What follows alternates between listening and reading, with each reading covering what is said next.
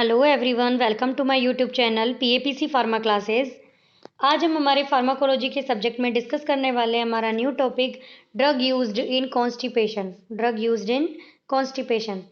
Constipation की जो problem है वो एक नॉर्मल प्रॉब्लम है। वो बेसिकली डेली देखने को हर किसी घर में मिल ही जाती है। जो कॉन्स्टिपेशन है, सबसे पहले हम ये देखेंगे कि ये जो कॉन्स्टिपेशन की प्रॉब्लम है ये होती ही क्यों है। कॉन्स्टिपेशन की प्रॉब्लम क्या है कि जब हम लेस इनटेक ऑफ वाटर करते हैं, क्या लेस इनटेक ऑफ वाटर करते हैं डेली में, यानी कि दिन भर में हम लोग कम पानी पीते हैं, तो कॉन्स्टिपेशन की एक रीज़न तो ये है कि कॉन्स्टिपेशन अकर हो जाता है।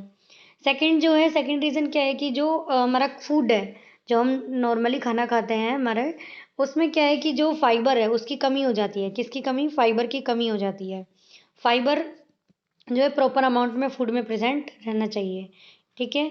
फाइबर यानी कि क्या होता है? फाइबर जैसे हम जब आटा लगाते हैं रोटी बनाने के लिए, तो जो आटे का वो जो ऊपर चोकर होता है उसको बोलते हैं फाइबर। ठीक है। लेकिन हम उसको क्या करते हैं? अलग कर देते हैं छान के। जबकि वो इतना भी नहीं छानना चाहिए कि बिल्कुल ही फाइबर प्रेजेंट ना रहे। फाइबर जो है वो बल्क बढ़ाता है, बॉडी के अंदर फीकल मैटर का बल्क बढ़ाता है फाइबर। ठीक है। नेक्स्ट है कि जो ये कॉन्स्टिपेशन है ये और किस रीज़न से होता है? थर्ड रीज़न आएगा इसका कि बैठे बैठे कुछ लोग होते हैं जो कि बैठे बैठे रहते हैं, वो तो उसमें भी कॉन्स्टिपेशन जो है उनको भी प्रॉब्लम आकर होने लगती है। तो ये कुछ कॉन्स्टिपेशन के रीज़न थे जो कि नॉर्मली अकर हो जाते हैं। इन रीजंस की वजह से जो कॉन्स्टिपेशन है वो अकर हो जाता है। अब हम देखेंगे कि ड्रग यूज्ड इन कॉन्स्टिपेशन यानी कौन कौन सी ड्रग हैं जो कि कॉन्स्टिपेशन में यहाँ पे काम में आती हैं। ड्रग के अंदर देखते हैं हम सबसे पहले आती है, देखो, बल्किंग एजेंट। बल्किंग एजेंट में bran, isabgol, methyl cellulose. Bran क्या होता है?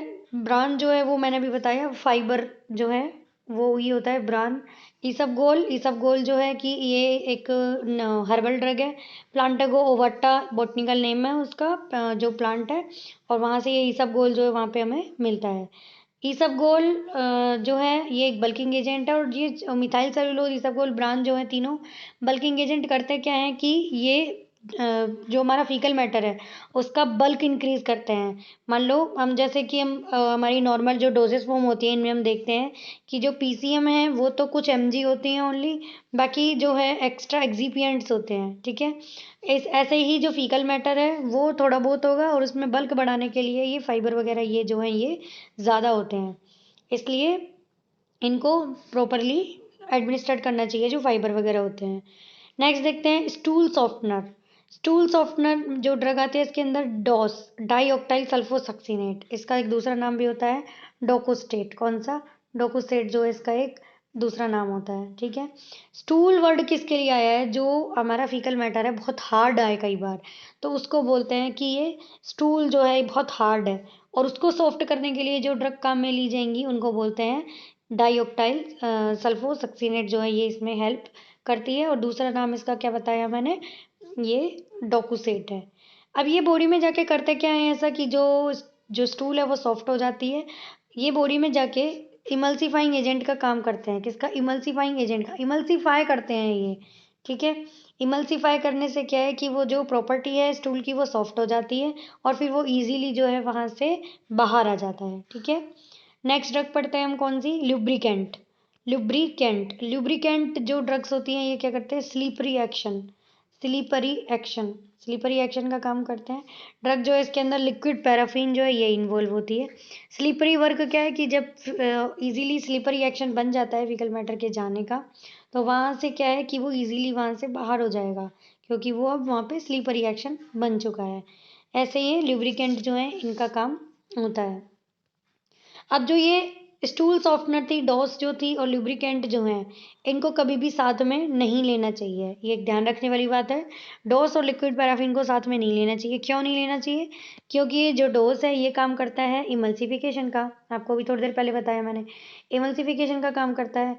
और जो लिक्विड पैराफिन है ये क्या है कि जब हम डोज के साथ लेंगे तो ये सीधा इंटेस्टाइन को कॉन्ट्रैक्ट करने की बजाय ये जाएगा ब्लड के अंदर। लिक्विड पैराफिन ब्लड में चला जाएगा, और उससे हो जाएगी हमें प्रॉब्लम, और भी दूसरी डिजीज बन जाएगी। तो इसलिए डोस और लिक्विड पैराफिन को साथ में एडमिनिस्टर्ड नहीं करना चाहिए।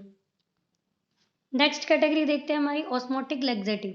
कौन सी? Osmotic laxative. ये दो वर्ड से मिलकर बना है, एक तो ऑस्मोटिक एक लेक्सेटिव। जो ऑस्मोटिक वर्ड है वो क्या करते हैं, इसमें ऑस्मोटिक प्रेशर को इंक्रीज करने का काम करेंगे। ठीक है। लेग्जेटिव वर्ड क्या करेगा, जो लेग्जेटिव है इसका मतलब क्या होता है कि नॉर्मल जो फंक्शनल कॉन्स्टिपेशन है उसको ट्रीट करने के लिए जो ड्रग काम में ली जाती है उनको बोलते हैं लेग्जेटिव। देखो 3 टाइप के वर्ड होते हैं, एक तो होता है लेग्जेटिव, एक होता है परगेटिव और एक होता है कैथेरेटिक। लेग्जेटिव, परगेटिव और कैथेरेटिक तीनों जो है कॉन्स्टिपेशन को ठीक करने के काम आते हैं, लेकिन इनका एक्शन अलग अलग होता है। कैसे, जो लेग्जेटिव है वो तो आपको नॉर्मल जो है वो नॉर्मल काम करेगा, यानी कि नॉर्मली जैसे जो इवैक्यूएशन है फीकल मैटर का वो नॉर्मली है। परगेटिव क्या है कि कंपेयर टू लेग्जेटिव ये थोड़ा कम डायरिया कोज करेगा, थोड़ा कम डायरिया कोज करेगा। और कैथेरेटिक में क्या होगा कि वो बहुत ज़्यादा वहाँ पे सीवियर डायरिया की प्रॉब्लम हो जाएगी।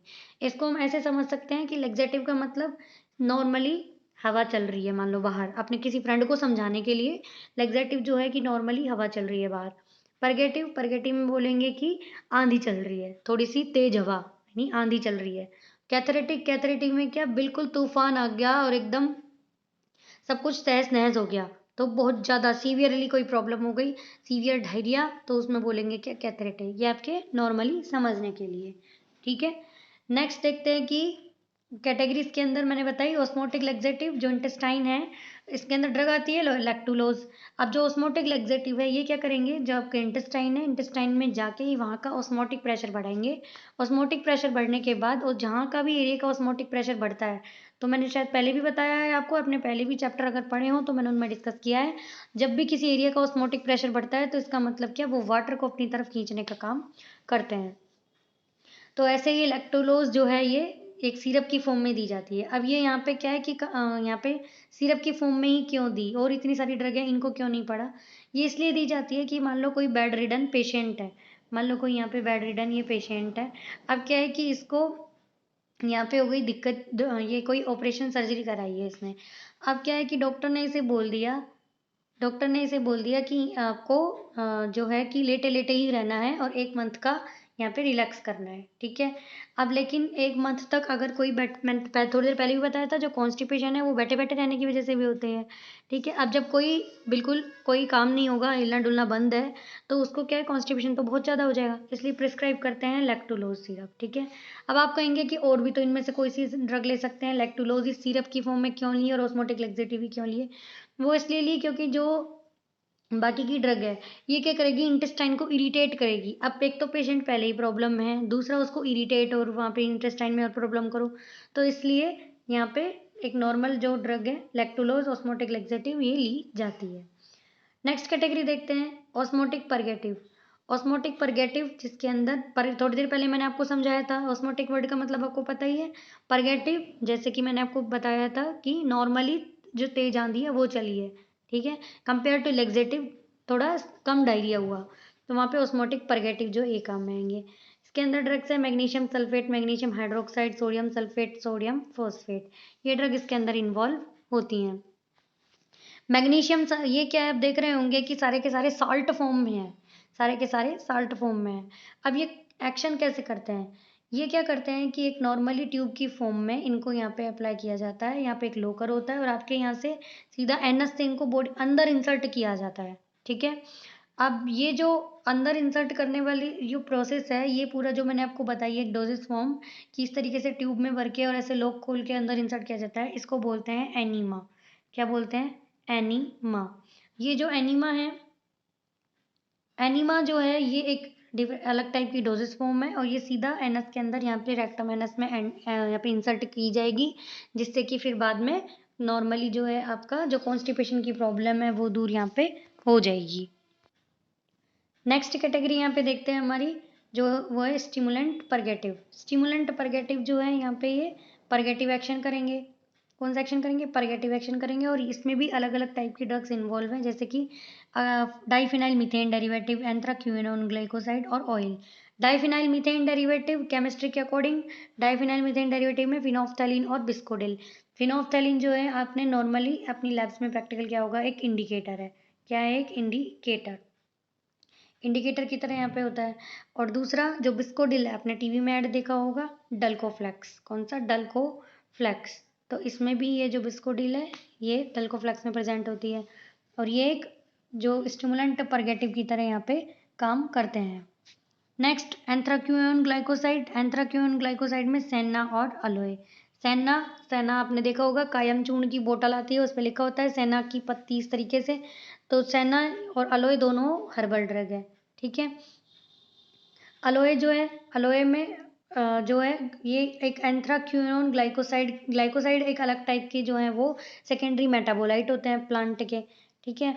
अब वहाँ पे ग्लाइकोसाइड में भी डिफरेंट टाइप की क्लास है, तो ऐसे ही एंथ्राक्विनोन ग्लाइकोसाइड है, उसके अंदर सेना और अलोए डिफरेंट दो वहाँ पे केमिकल जो है वो इन्वॉल्व होते हैं, डिफरेंट टाइप की ड्रग्स है वो इन्वॉल्व होती है जो कि as a treatment in constipation में काम करते हैं।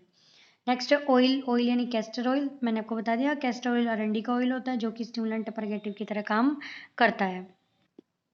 जो स्टिमुलेंट परगेटिव है इनको इरिटेंट परगेटिव भी हम दूसरे नाम से बोल सकते हैं, इरिटेंट परगेटिव इनको क्यों बोलते हैं, क्योंकि जो ड्रग्स होती हैं, ये हमारा एक डायग्राम बना के दिखाऊँ आपको, ये हमारा स्टोमक और ये आगे इसके क्या इंटेस्टाइन। अब स्टोमक यहाँ से म्यूकोसा से बना होता है। अब कोई ड्रग जब यहाँ इरिटेट करेगी स्टमक के अंदर तो वो इमेटिक्स और एंटीमेटिक्स चैप्टर में मैंने आपको बता दिया था कि जब जो इमेटिक्स है वो स्टमक की म्यूकोसा को जब इरिटेट करेगी तो वो यहाँ से एक्शन करेगी अपना, यानी कि वो जो आपका मैटर है फूड का वो सारा वहाँ पे वोमिटिंग के थ्रू बाहर आ जाएगा। लेकिन जो ड्रग इंटेस्टाइन को इरिटेट करती हैं वो आगे की तरफ यानी कि बॉडी में नीचे के पार्ट में वो आगे जो है उसको आगे बढ़ो वाला प्रोसेस यहाँ पे इनका चलता है। तो स्टिमुलेंट परगेटिव तीनों जो यहाँ पे अपन ने क्लास देखी, तीनों का काम क्या है कि यहाँ पे जो इंटेस्टाइन है उसकी वॉल को इरिटेट करना ताकि फिर वो आगे फीकल मैटर जो है वो आगे पास होता रहे, ठीक है। इसमें एक आपने कैस्टर ऑयल अभी अपन ने पढ़ा, जो कैस्टर ऑयल है इसके अंदर मेन एक्टिव जो कॉन्स्टिट्यूएंट है वो प्रेजेंट, ये पहली बात तो मिलता कहाँ से, प्लांट से मिलता है, रिसिनस क्यूमिनिस नाम के प्लांट से मिलता है, ऑब्टेन्ड होता है। और जो उसके अंदर जो मेन एक्टिव कॉन्स्टिट्यूएंट है वो होता है रिसिनोइक एसिड। कौन सा? रिसिनोइक एसिड जो है ये प्रेजेंट होता है और इसका काम होता है कि वहाँ पे स्टिमुलेंट परगेटिव का एक्शन करना, एक बॉडी में इंसर्ट करने के बाद इंटेस्टाइन की वॉल को इरिटेट करना। तो इस तरीके से ये कुछ यहाँ पे काम करते हैं जो ड्रग्स है अपनी कॉन्स्टिपेशन की। अब हम देखेंगे जर्नल जो यूज़ है इनके वो कैसे होते हैं। फर्स्ट है बल्किंग एजेंट की तरफ जो है बल्किंग एजेंट में ब्रान ईसबगुला ये सब जो पढ़ने पड़े, ये फंक्शनल कॉन्स्टिपेशन यानी नॉर्मल जो है डेली पर्पज़ में जो नॉर्मली मतलब फ्रेश होते हैं तो उसमें ये बल्किंग एजेंट काम करते हैं। नेक्स्ट है स्टिमुलेंट और ऑस्मोटिक परगेटिव। इनका काम क्या होता है, food and drug poisoning and preparation of bowel for surgery. यानी कि फूड एंड ड्रग पॉइजनिंग, कोई फूड है या ड्रग की पॉइजनिंग बॉडी के अंदर हो गई है तो उसको बॉडी से बाहर निकालने के लिए इनको काम में लेते हैं। नेक्स्ट है preparation of bowel for surgery, यानी हमें कोई सर्जरी का काम करना है इंटेस्टाइन से रिलेटेड, स्टमक से रिलेटेड, तो वहाँ पूरा वो खाली होना चाहिए। तो खाली करने के लिए यहाँ पे स्टिमुलेंट और ऑस्मोटिक परगेटिव जो इनका काम किया जाता है। नेक्स्ट है dose avoid strain during defection, यानी कि जो कई लोग होते हैं जिनको बहुत सीवियर कॉन्स्टिपेशन होता है तो उनके अंदर क्या स्ट्रेन की प्रॉब्लम आती है वो, तो उसको दूर करने के लिए यहाँ पे डोज जो है उसको काम में लिया जाता है। यानी कि नॉर्मल जब जैसे फ्रेश होने जाते हैं तो उसमें जो प्रॉब्लम आती है कई बार, तो वहाँ पे बहुत ज़्यादा जब कॉन्स्टिपेशन की प्रॉब्लम होती है तो उसमें उस स्ट्रेन को अवॉइड करने के लिए डोज जो है वहाँ पे प्रिस्क्राइब किया जाता है और एडमिनिस्टर्ड किया जाता है। नेक्स्ट है सैलाइन परगेटिव्स सेना आफ्टर सर्टेन हेलमेंथिक्स, यानी कि जो कुछ पेट में मतलब कि कीड़े जब हो जाते हैं हम लोग और फिर उनको दूर करने के लिए एंटीमोबिक एंटी एलमेंटिक ड्रग जब लेते हैं तो उनकी डेड बॉडी जो है वो तो रह गई ना, तो उसको बाहर करने के लिए सैलाइन परगेटिव और सेना इनका यूज़ किया जाता है। तो इस तरीके से ये कुछ जो ड्रग्स थी ये कॉन्स्टिपेशन के अंदर काम में ली जाती है, ठीक है। और ये मैंने यहाँ पे जनरल डायग्राम भी बनाया हुआ है, इसको भी थोड़ा आप देख लेना। क्लासिफिकेशन में डिफरेंट टाइप की ड्रग्स आपको बता दी। नेक्स्ट क्लास में नेक्स्ट चैप्टर के साथ मिलते हैं। चैनल को सब्सक्राइब कीजिए, वीडियो को लाइक कीजिए, शेयर कीजिए और कमेंट बॉक्स में अपना बताइए एक्सपीरियंस कैसा रहा आपका। तब तक के लिए थैंक यू, धन्यवाद, जय हिंद, जय भारत।